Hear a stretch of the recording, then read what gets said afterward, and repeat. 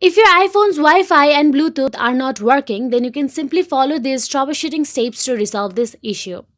So let's get started. Firstly, begin with power off your iPhone and wait for a few seconds and then turn it back on. Restarting your iPhone sometimes fix any software glitches you are facing. So, once restarted, tap on the general, then tap on software update, then install any available updates as the new updates may fix bugs causing connectivity issues on your iPhone. Now, go back to the general again, scroll down, tap on transfer, reset iPhone, then simply tap on reset, then tap on reset network settings or reset all settings. This will reset all saved Wi-Fi networks and Bluetooth connection, so you will need to reconnect them manually. Also ensure that your airplane mode is turned off by going to the settings or the control center.